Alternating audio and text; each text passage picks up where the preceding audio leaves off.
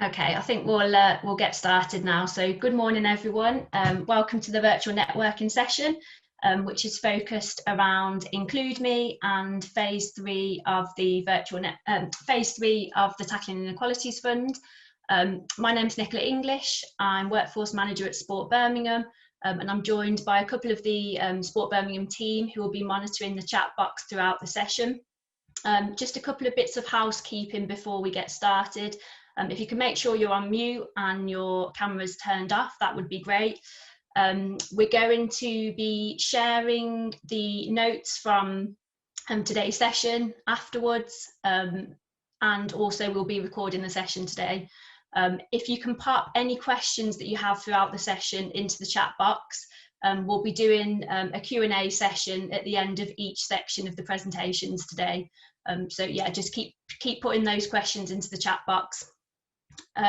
So without further ado, we will hand over to Alex Giles from Activity Alliance, who's going to be speaking a little bit about IncludeMe and how you can get involved. Thank you, Nicki, and good morning, everybody. It's my pleasure to be here to talk to you today. That's great. So then, why IncludeMe and what IncludeMe is about? So IncludeMe is about really working together to make the West Midlands an exemplar region for sport and physical activity. There's a number of ways that we can do this. As we go through, I'll talk to you about that. So if you could go to the next slide, please. Okay, and why is it really important for us to do that? It's really important for us to do that, as we can see from here, is that currently we're still the most inactive sort of region in the country. So we really need to work hard and have that collaborative and joined up approach around how can we make the West Midlands an exemplar region. If you're a disabled person coming to the region, that you can really see the step change and difference that we offer as the region of the West Midlands. Okay, so next slide for me. Okay, so the IncludeMe vision. So what is our vision for IncludeMe? So as I said, it really is to make the West Midlands region an exemplar region in engaging disabled people and those with long-term health conditions to be physically active. So how do we do this? So for us, it's about really focusing on all those residents having a good opportunity for good health. But to do that, we really need to make that step change to be the most inclusive and accessible region. Now, how that is quite a big thing to achieve, and how can we do that? So for us, at IncludeMe and the Combined Authority and Activity Alliance, it really is about collaborating to work to identify those inequalities with our partners, to identify that common and collective approach and to address the root causes of inequalities. Again, how do we do that? So we want to be that sort of rebuilding and test bed for new designs in the region. So we really want to bring a lot of the, around the accessible transport and venues and things like that. We really want to bring that to the region. So again, that's really important for us.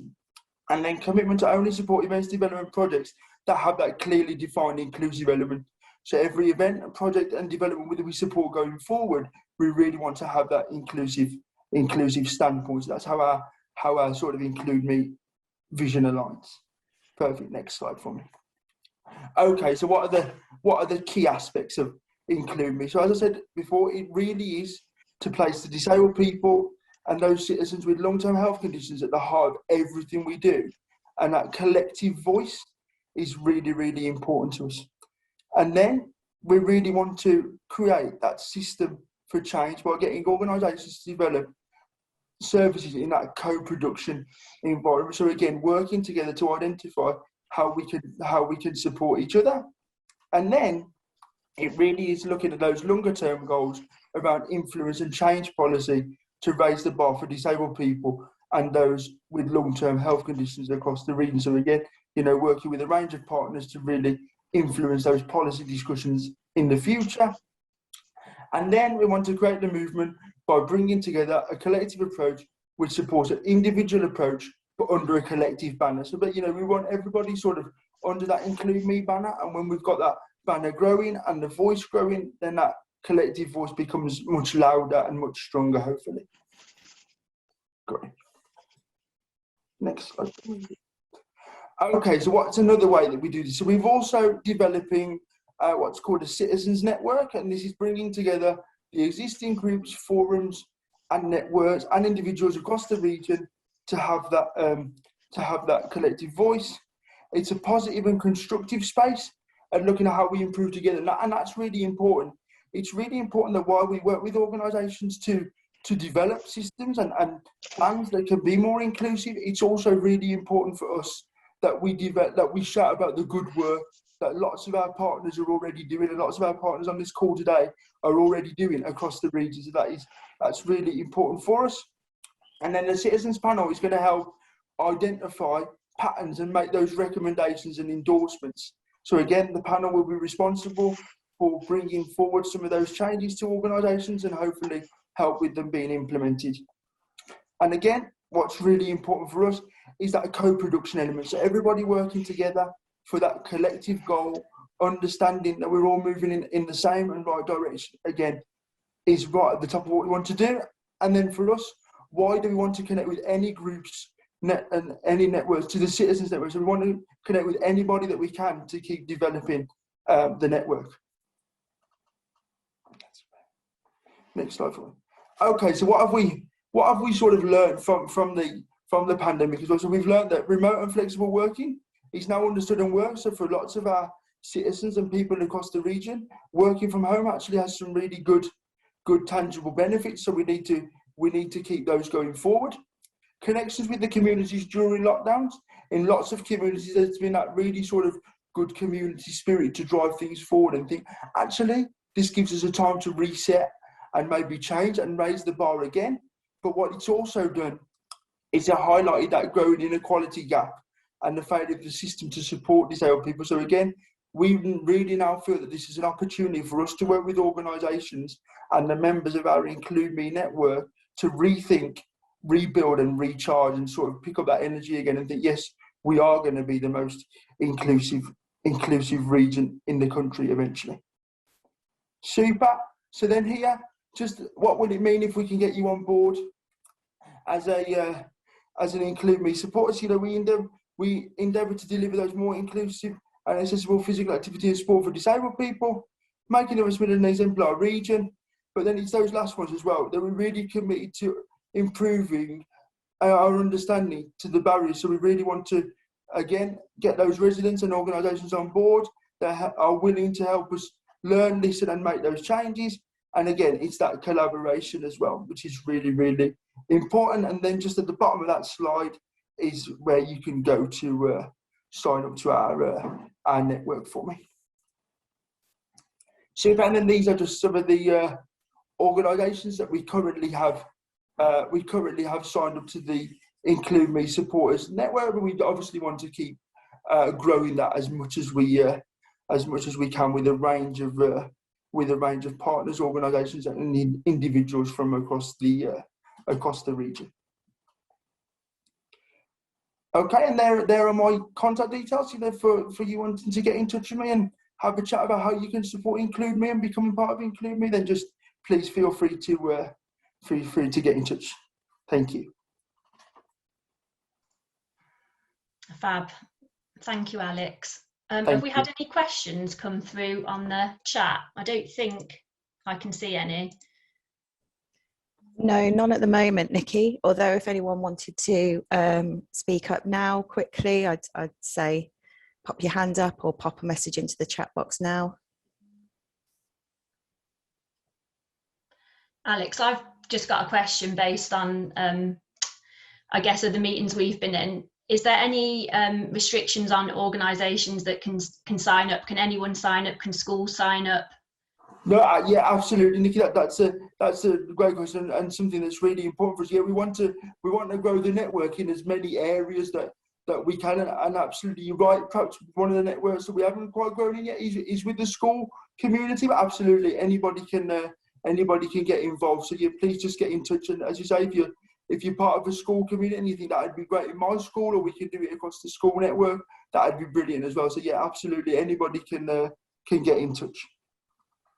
Fab. I've just seen a question come in on the chat box. Is the IncludeMe movement national or just West Midlands? At the moment, we are, if you like, we are the pilot sort of region for this sort of idea. But we're hoping eventually with having a successful Include Me West Midlands movement that hopefully some areas of the country will cotton on and start trying to make these important positive step changes in the future. But yeah, at the moment it's just a West Midlands pilot, if you like. But we're hoping to make the voice loud enough that other areas of the country sit up and listen to the great work that we're doing in the region.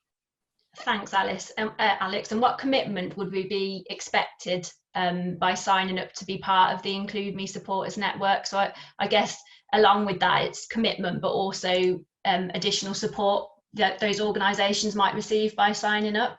Yep. So by signing up to the Include Me network, I will then get back in touch with yourself, and we'll sort of identify 3 sort of development areas in the interim that we think that we can work with the organisation on for the next 6 months. So that's kind of what we do from a development standpoint. And then in terms of the benefits of support, again, we can offer, we're linking with the Activity Alliance training, so we can offer training around inclusive customer service, IAP, which is the inclusive activity program. So we can offer links to those courses as those courses. There's a range of courses that we can offer a help and support with as well. But again, you know, we have like a lunch and listen event that happens every other Wednesday that we want supporters to come to and to present about the great work that you're doing, so that our other partners around the region can hear about your good work too. Great, thank you. We will be sending notes and presentations out after, so you'll have all this information. Any other questions before we move on, or is that everything? It was just a quick one from me, Nicki. Will we be ensuring that we've got these things just up on our website as well for people to be able to find and share out amongst their networks as relevant as well? Yeah, absolutely. We'll make sure this is on our website. Fantastic. Perfect. Thank you. So thank you for that, Alex. Thank you very much. Move swiftly on to Helen from Sport Birmingham, who's going to be speaking a bit more about phase 3 of Tackling Inequalities Fund.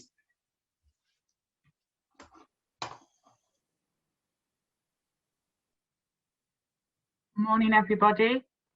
Just waiting for you so you can see me, I think. There we are. Hope you like our new branding, those of you who may not have seen it before. Just thought I would showcase it whilst I'm talking to you today. So yes, thank you for joining the call today, and thank you, Alex. It's a really good link with what you've been talking about and how organisations that are obviously working with people with long-term health conditions and disabilities might be able to access some funding, as well as work around the Include Me agenda as well. So next slide, please. So some of you on this call today, I know, are aware of the Tackling Inequalities Fund and may have received some funding in phase 1 or phase 2, but there are some new people, so I will go through some of the background and context of the fund. So Sport England put in place a £210 million support package in response to coronavirus when we went into the first lockdown way back last year. I think it was around April when they started to launch some funding and support packages, and that was really around helping the sport and physical activity sector and clubs and organisations to really still engage with their participants. So this fund exists to help to reduce the negative impact that coronavirus has had and try and reduce those inequalities, the widening of the inequalities in sport and physical activity, particularly on some priority audiences. So the fund is designed to deal with the here and now issues that communities are facing. So it's very much seen as a short-term fund. Way back in both phase 1 and phase 2, Sport England did put on a 6-month time frame for the funding to be spent and projects to be delivered. That has now been flexed just because feedback just showed that it probably wasn't doable, particularly when we were jumping in and out of the different tiers, different lockdowns, etc. So it's still a short-term fund, however, there is more flex, and from phase 3, funding is available. Well, delivery and projects have to be finished by the end of March 2022. Next slide, please.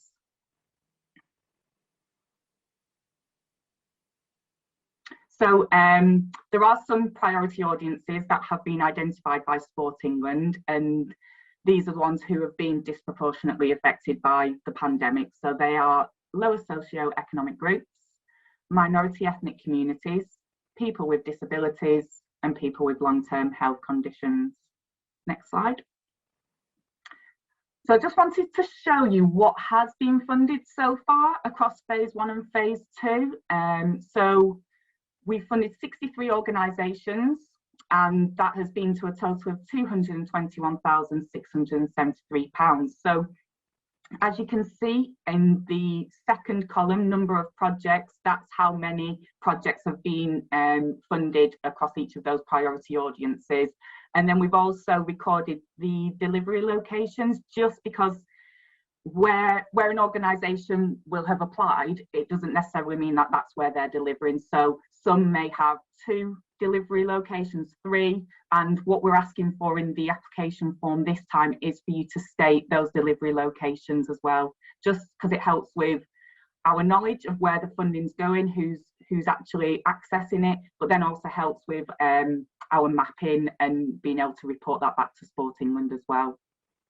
And as you can see, looking at the amount awarded and then the percentage of the funding, it's been fairly equal across ethnic minorities, lower socio-economic groups and disabled people. But then, as you can see, much lower numbers in terms of long-term health conditions. So this is going to be a focus for phase 3, just because, as you can see, only 13% of our funding has gone towards those groups over the last 2 phases. Next slide. And then, as you can see here, in terms of looking at lower socio-economic groups, we did have a look at what's been funded across the top 10 most deprived wards, and this demonstrates that we haven't actually touched upon all of those top 10 deprived wards. So again, one of the focus for phase 3 and the first round is going to be lower socio-economic groups, and we are particularly interested in applications for these wards, whether you're an organisation from this ward or you will have a delivery location within one of these wards. This isn't to say that we won't accept applications for wards outside of the top 10, and to be honest, a lot of the funding probably went into the next top 10 of deprived wards, so within the top 20 really, but we really want to focus on these. So we are interested in applications from these groups from these wards. Next slide. So the impact, as part of every project, we're always trying to look at what the impact is of the funding. So monitoring and evaluation is a key part of this, and what we will do is any organisations that are funded, we will request that you complete a monitoring and evaluation form once the delivery is finished, and also a case study to help to showcase the impacts of the funding.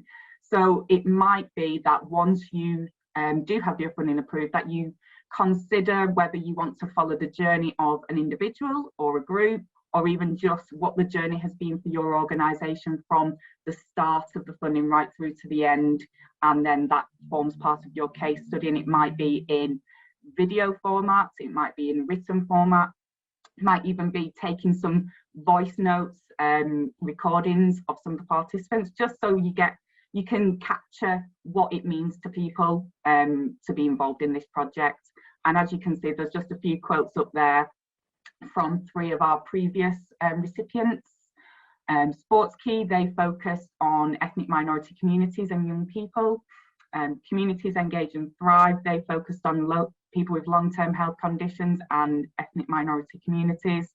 And then Age Concern, they were looking at people with long-term health conditions and the older population. So there's always a primary audience, primary priority audience, and then there are secondary audiences as well, because we know that there is that intersectionality. It's not just one audience has one challenge, or there's one issue. We know that actually there's a lot of issues and challenges that are barriers really for people to access sport and activity.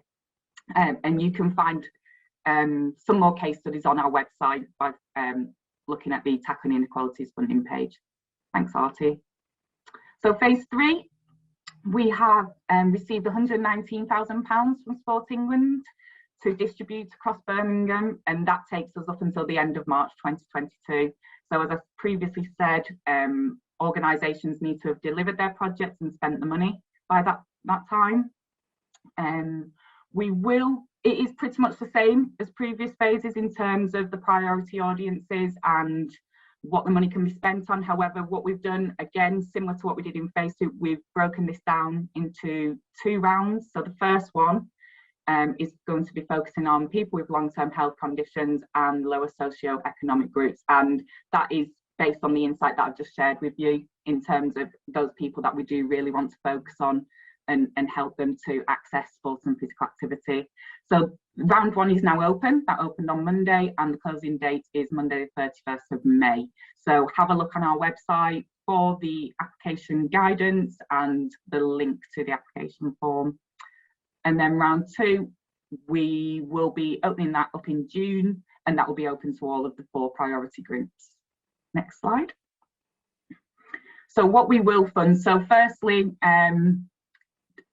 just to mention, because I'm sure for those people that haven't necessarily looked at the application and the guidance yet, the amount of funding that you can apply for is between £300 and up to £4,500. What that funding can be used for is to help groups and clubs find new ways of keeping their target audience active. So that might be digitally, and which was obviously quite a key thing to do during certain lockdowns and the different tier restrictions. It might be that you need to break up into smaller groups around the social distancing rules. And I know we are obviously coming out of certain restrictions, but for some organisations, they may still want to provide a mixed approach, mixed offer to allow people to access activity online. Some people still will be anxious about going back to face-to-face activity. You might want to use the funding around offering advice or any training for volunteers or staff, and then around increasing resilience, capacity and capability of your organisation. So I've just starred and made a note there around Develop Your Way, which is a free offer that we're providing as part of this. So as part of our response to COVID and as part of our support to clubs and organisations, we're offering a programme to help to strengthen, support and sustain frontline community development and delivery. So the programme includes 8 practical, really informative learning and networking sessions. These are usually about an hour's long. We've run 2 cohorts of these so far. We're still learning and we're gathering information and adding to this. And then alongside those 8 sessions, organisations can access up to 2 hours one-to-one mentoring for your organisation, and this might be around issues discussed in those 8 sessions, or it might be around bespoke support. So it might be around business planning, governance, finance, workforce development, or even support with writing a funding bid. We've actually worked out that this package is worth over £350 per organisation, but we are actually offering it free as part of the Tackling Inequalities Funding offer. So have a look at the application guidance, and within the application form, you can actually just register your interest to be part of that programme, and it will form part of phase 3 and our support to you. Next slide. And then finally, really, what costs can be included? Now, this isn't everything and anything, but these are generally the costs that people have been writing into their bids. So cost of delivery staff, any training that's required, so level 1s, level 2s, mental health first aid, just examples. Any PPE that's required, so hand sanitizers, wipes to wipe down equipment, any masks, etc. Equipment to obviously run the activity, utility costs, and so that's obviously if you've got a facility that you might want that to support it. Now, in terms of those kind of costs, they have to be related to the project. So we can't really fund rent of a property for, I don't know, a year if obviously your project's only 3 months in total. So you just need to look at that, and I think there is some information within our frequently asked questions document around that. You might want to use it around IT, so where I spoke before around providing that digital offer to your audience, and insurance. Now, as I said, that's not everything. You may think of other things that you want to be written into your bid, and if you're unsure, obviously, please contact us, and you can do that via the grants@sportbirmingham.org email address. Next slide, please.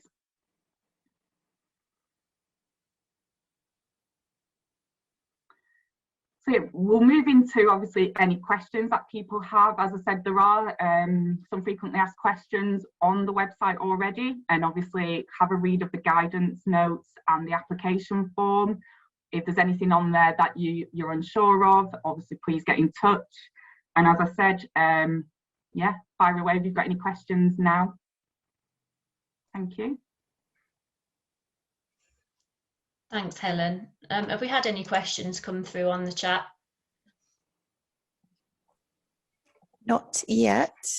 Again, I'd encourage anybody, if they did want to say something at this point, to raise their hand, make themselves known, by all means. Oh, we've got one. Judy, did you want to ask a question? Hi, yeah. It says on my thing that I'm Upcycle Birmingham, but I'm Castle Pool in Castle Vale as well. So I've just got two projects, and Castle Vale I notice is one of your areas that you'd like people to have a look at. What's the sort of time scale in terms of submitting an application and being notified, and then being able to plan some sessions? Because I'm thinking of our pool, and maybe doing something with older people on our patch, which I know is an issue for some local kind of charities. We might be able to do a partnership bid. So A, can it be partnership bids? B, what's the time scale, and how much lead in should there be in order from the application being notified and then being able to plan, please? Yeah, thanks, Judy. So in terms of timescales, obviously we've got the 31st of May as the deadline. So once we've received all of them, they will be assessed internally. So we'll have an internal panel, we'll go through that. And then if we have any questions that we need to go back to you about, then we will do. So once we've got the application ready to have its final assessment, we then pass it on to Sport England, and it goes through their assessment panels as well. So from when you apply, and that deadline date, 31st of May, we're probably looking maximum 6 weeks. Now, we might go slightly over, we might go under that, really, but I think 6 weeks is probably a realistic time frame. So if you were looking to start some activity, I'd probably plan it for probably towards the end of July, just to give, or beginning of August, really, just to give yourself that running time. But that is one of the questions on the application form. When do you hope to start this, and what's the time frame and the length of your project? Oh, and your other question around partnerships as well. Yeah, happy for it to be a partnership bid. Obviously we'd need to look at who would then receive the funding, who would be the lead applicant. But yeah, that really helps with the sustainability of a project if there are other partners involved, and if there's other funding that can add value to this, then great, yeah. But if you've got any questions outside of this, then happy to answer them, if they're more specific to your situation. Helen, because we've had Sport England funding in the big funding applications. Is that a barrier, or does that increase your chances because it shows that you're thinking about sustainability, etc.? So it doesn't decrease your chances. We just need to make sure that it's not a duplication of something that you've already received money for before. So it needs to either be a new project focusing on new audiences, or it's an upscaling potentially of what you've already done before, but it definitely can't be a duplication of what you've received sporting money for. I see this fund as being planning for getting out of this and getting, COVID recovery, whereas I think some of the other stuff helped us to keep going, really. So it does feel different. It does feel very different. Yeah, thank you for that. Thanks, Judy. We've got Sasha, if you wanted to unmute yourself and You don't have to have your camera on, but if you've got a question for Helen. Yes, hello Helen. Hi, Sasha. Received funding from you, I think it's phase 1 last year sometime. I was just wondering, when you says these areas, Lascelles, Gravelly Hill, Heartlands, Garrett's Green, Castlevale and Borster Heath West, they was missing on the of the top 10. They're in the top 10. Because I do cycling, I'm doing like rides, and we're going through most of these areas. But I'm just wondering, when you say you want the project to like be based, do you want the people to come from that area, or the project itself to be based in that area? What does you mean by the top 10? I think it's probably a little bit of a mixture of both. Ideally, we want you to be attracting and working with participants from those areas, just because the insight is telling us that is the most deprived area of the city. So we want to make sure that we are really providing opportunities for people from lower socioeconomic groups. And if your activity is able to engage with people from those areas, then great, because it ensures that we're providing more opportunities for those people who obviously have been disproportionately affected by the pandemic. So I suppose if you're riding through those areas, the question would be, are you engaging with those people, or you are literally riding through those areas? It might go on. For like information on like the rides, I drop them a business card and tell them what we do and when we do it. And in that aspect, yeah, we do, and we actively engage with the people as well when we on the rides as well, like other riders that are on there and people who express interest, especially in parks and that, in open spaces. We do get a lot of people coming, when you do regular rides and stuff like that. So yeah, we do get a lot. And as I said, the focus is people from lower socioeconomic groups. We're particularly interested in groups and activity within those top 10 areas, but as I said, we're happy to still accept applications that fall outside of those wards. It's just the fact that because lower socioeconomic groups is one of our priority audiences, we want to make sure that actually we are working with the most deprived people in the city. But we know that the next 10, 15, 20 wards are still very deprived as well. Birmingham overall has high levels of deprivation compared to other areas of the country. So we know that actually a ward ranked 25th in Birmingham based on IMD index of multiple deprivation may still be more deprived than the top ranking ward in another part of the country. So we do take that into consideration. But yeah, as I said, we're particularly interested on activity within those top 10 wards, but we will look at those that fall outside of that, if that answers your question. Yes. I could target through Facebook if I get some funding and do that. They have got something what will specifically target people in them areas, apparently. I'll need some help to be able to do that, but it can actually be targeted specifically for the areas that you do want. So that's very helpful. Thank you very much. Great, thank you. Thanks, Sasha. And Laura Gilmore, I noticed you got your hand up if you wanted to unmute, and yeah, go ahead. Hi, hello. Hi, I've got two very quick questions. Apologies if you have already mentioned this. I missed the very start of your presentation. So obviously this is phase 3 tackling inequalities funding. I've recently received an email from National MENCAP about phase 2 funding. So I just want a bit of clarity about what funding stream it was that we had from you in the first place, just to make sure that we're not being double funded. And then also kind of picking up on the previous point, the Toyota Parasport funding has just been released by Sport England again, and the criteria is very, very similar to the Tackling Inequalities Funding. So we have kind of two very separate projects, but again, I just want to make sure that there is going to be no duplication.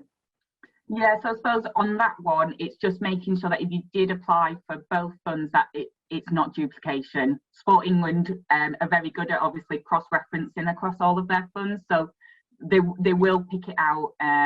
But yeah, as long as it's a different project, different audience, different participants, then it should be fine.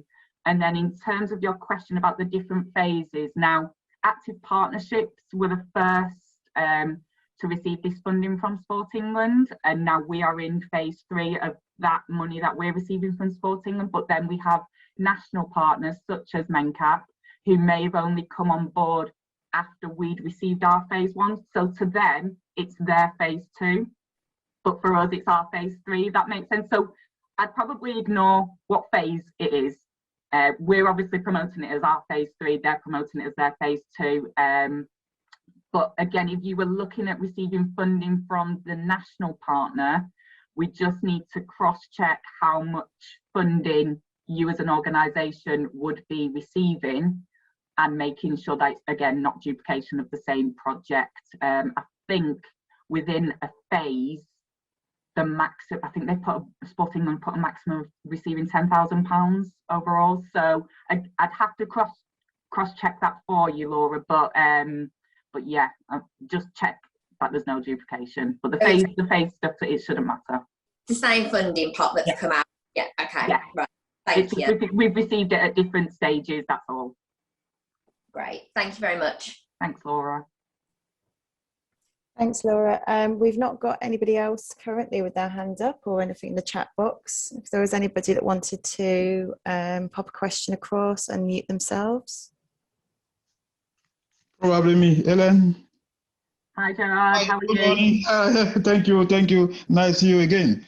Yeah, just a quick question. I haven't read the Q&A on your website. If we are previous awarded organization, are we still qualified to apply for the third round? Well, third phase. Yes, you are. So what we had said in phase 2 was that if you'd received it in phase 1, you couldn't receive it. But for this phase, we are saying that if you have received it beforehand, yes, you can apply again. And similar to kind of what I've just said to Laura, that it can't be a duplication of what you've already done.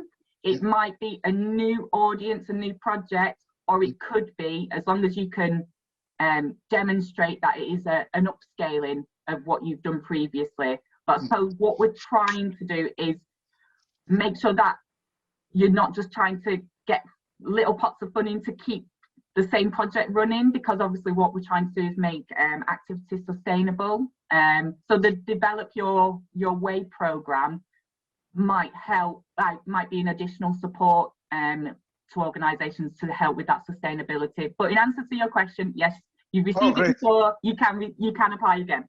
Yeah, it's our young people who decide what we do. They came up with a new idea, so we totally project. Thank you, Helen. Thank you for your time. Thank you. Great. New Hope Global, have you got your hand up? Yes, hi, my name is Juma, I'm from New Hope Global. It's my colleague Naeem. It might be an obvious question, but with phase 3, we're talking about this funding. Is there an age limit? I mean, our beneficiaries range from 16 to 70 plus, but with the programs that we design, it depends on who we're delivering it to. But with the funding that you're providing, is it specifically for a particular age group? No, it's open to all ages. So yeah, whatever your project is, obviously, if you're looking at older people, younger people, it could be a mixture of a whole family, you can apply. Oh, thank you. As long as you tick the box in terms of the priority audience, of course, then yes, age doesn't matter. Thank you very much. Thank you.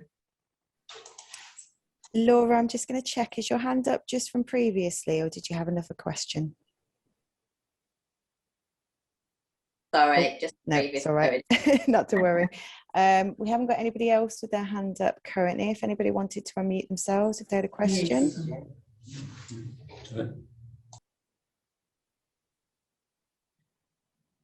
No, nothing's coming through at the moment, Helen.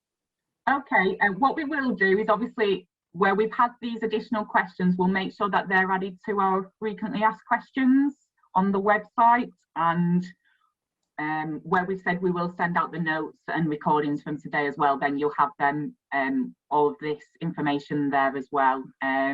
But we still have the grants@sportbirmingham.org email address that you can contact to ask any questions, particularly if it's not something that's answered in the frequently asked questions or it's very specific to your project idea. Thanks, Helen. I'm just going to add a question in because I know it's one that we've had before, around projects that maybe work with residents inside Birmingham but also on the outskirts, and whether the funding reaches further than Birmingham. So if it's mainly engaging with people from Birmingham, then that's fine. As I said before, active partnerships have all received funding for tackling inequalities. So if it is kind of two separate cohorts and it might be somewhere in the Black Country, for example, then an organisation would have to apply to the Black Country Consortium through their Tackling Inequalities Fund. Now, the priority audiences are all the same. They may, other active partnerships or national partners may be running themed rounds very similar to us. So you'd probably have to double check. But in terms of applying to Birmingham as an organisation, we would hope that the majority of your participants would be from Birmingham and the delivery has to take place in Birmingham. Does that answer your question? Thank you. Just an additional, it is on the frequently asked questions, but something that kind of comes up all the time is, can we fund football only activity? And the answer is no, we can't. We can fund football if it's part of a multi-sport offer, but not as its own individual project just focused on football. And that is because the FA and the Football Foundation received their own pot of money last year, an investment from Sport England. So they have their own funds and grants available for organisations to access. Hence why football will only be accepted as part of a multi-sport offer within the Tackling Inequalities Fund. I think Georgie's just raised a hand. Hi Helen, just Hello. A really quick one on that. You obviously, with the football thing, is that just a football only rule, and are other kind of single sport, i.e. I'm thinking obviously netball, are we able to apply just as netball, as because we don't get any of the additional funding you've just mentioned? Yeah, that's right, Georgie. So it is, this just applies to football. Unfortunately for any football only organisations, as I said, it's just because the FA and the Football Foundation have received that specific investment from Sport England themselves. So netball or any other single sports can still apply to the Tackling Inequalities Fund. Fab, thank you. Thank you. Great, thank you. So just one more kind of shout out if anyone's got any more questions before we finish. And if not, all of the notes and the questions and the recording will be circulated after this. And if you need to follow up with Alex or Helen after, that's absolutely fine. Artie, I think we were going to put up a quick poll, weren't we? Which if you could complete, that would be fab, just so we can get feedback on the session, just to make sure we're giving you the right information really. So yeah, if I can ask that you complete that. Should be up on your screens now. Artie, is that done now? Have most people completed it? Yeah, I'll close it now. Thank you. Fab. Great. So thank you very much for attending. Like I said, everything will be circulated after.